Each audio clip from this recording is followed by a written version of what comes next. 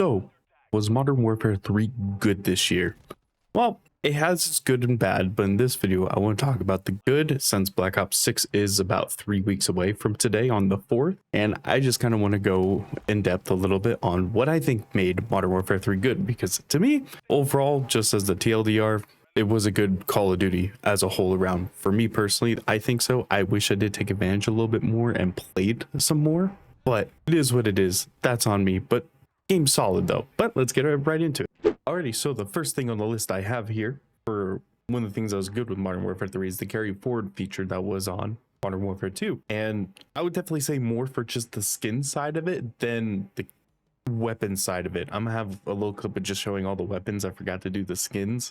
But the skins was nice because you actually got your money's worth out of all your skins from paying for them back in Modern Warfare 2, and especially when it comes to all the ones from Battle Pass paying. That was just a nice feature, and I do wish that was coming to Black Ops 6, or at least the season 6 stuff that we have right now in Modern Warfare 3 should at least transfer over into Black Ops 6, not just Warzone. But that's just my personal thing. I think the weapons were kind of useless on it, but the carry forward feature was pretty cool though, in my opinion, on that.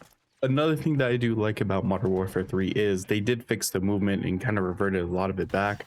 You could do side canceling, the movement felt good. It felt a lot more fluid because Modern Warfare 2's felt good, but it felt clunky at the same time just because there wasn't the slide canceling or anything like that that we got used to from Modern Warfare 2019. So Sledgehammer basically brought all that back into Modern Warfare 3, and I like it. The movement just feels good. I will say it is kind of annoying constantly with the jump slide and stuff like that because it is like a sweaty mechanic, which I get. I'm tired of sweats. I'm tired of having to sweat in game, but you like it though. It does feel good and it feels fluid. So that's pretty much simple as that. So next up on my list that I have is, it's awesome that they brought back all the old school MW2 maps. I have all the maps kind of just playing in the background right now, but it kind of will lead to the next point. But I think it's cool, you know. It just sucks that a lot of the maps are still just as campy as they were back then. At least in my opinion, whenever I played, it was always super campy, especially when we played Derail. And I'm not very good with the map names, but it's kind of sucks because you only got to really see the rotation in the beginning of the game's life. But it's cool though. It's cool seeing it. But then next point, map variety. We did get a lot of original maps. We got tons and tons of map content throughout this year, and I can't complain about it. It's awesome. It's beautiful. Everything worked out just so well when it comes to different map variety and such that we got, and I'm down for it, you know, including all the different like variations of maps and stuff. Awesome thing that Sledgehammer did as well. Alrighty here, so I'm gonna be kind of combining a few of these different ones I have on my list,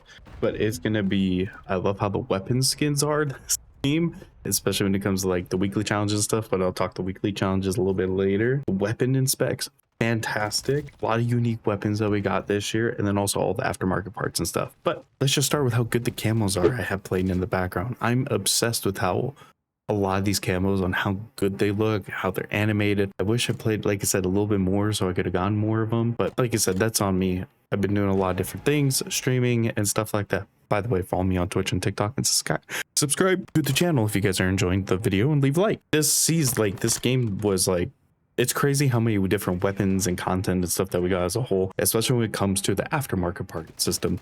That thing is phenomenal, and it was done well. It was a cool way to completely change a weapon that, you know, a basic weapon that we have into something that could possibly even better. Like, I'll have some gameplay showing of the Bal 27 with its like weird laser burst fire thing that could one tap people with it, or the Moors where it literally becomes a blunderbuss. And then one of my personal favorites was the Renetti becoming a full auto SMG in your pocket. Literally, it's phenomenal with what Sledgehammer had done over the year with all these aftermarket part system, and it would be awesome to see that eventually again in a future Call of Duty, because it's such a unique concept. I understand, like, oh, you could just do different attachments, stuff like that. I get that, but the aftermarket part system, I think, was a great way to implement things as a whole when it comes to the game's weaponry and stuff like that. And then next, one of my favorite things is the weapon inspects. Some of them, they have some good life to it, especially recently with the Spaz 12. I can't remember the actual weapon name, but the Spaz 12 with the Kimbo on it has one of the best weapon inspects like ever.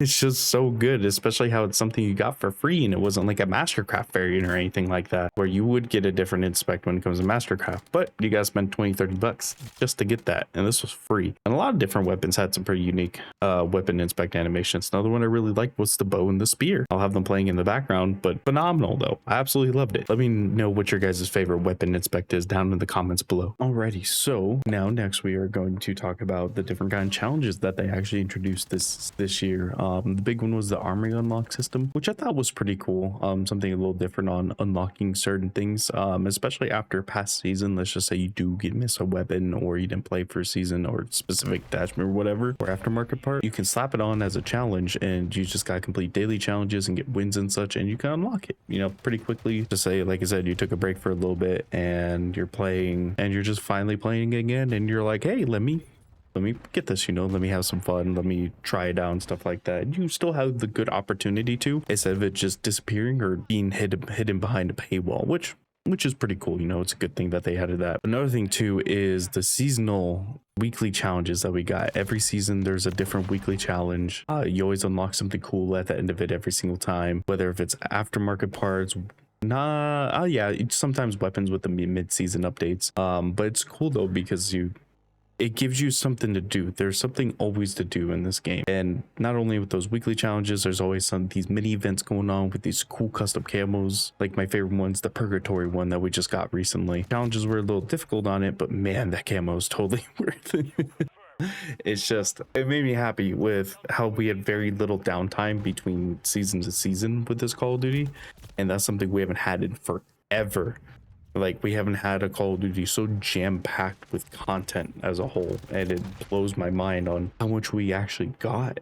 And it feels unreal, to be honest. But it sucks because it's on the one game not a lot of people enjoyed. But like I say personally with this, the game is good, but just got released at the wrong time. If it got released, let's just say after the Black Ops games, would have done extremely well as a whole, in my opinion on that at least. And just to kind of go over just kind of some brief honorable mentions real quick on some stuff. I love different things like the get high mode. The perk system was cool with this. I more so like the vest. It was cool because you could do different customizability when it comes like, hey, I want to run faster with this vest, but there's the trade-offs and stuff like that. I don't want to go too much in depth with it because give you a whole video in its own. And I was just trying to kind of make this a little short of what I thought was good with Call of Duty Modern Warfare 3 this year. Like I said, to me, that's the good things I think about it. I could probably list off some more, but I didn't play it a whole lot this year. Mostly because I was playing a lot of Helldivers at the beginning of the year. I streamed a lot on TikTok on that game and playing a lot of Dead by Daylight. People have been getting me other games, which is awesome though. I like playing new games, new experiences and such.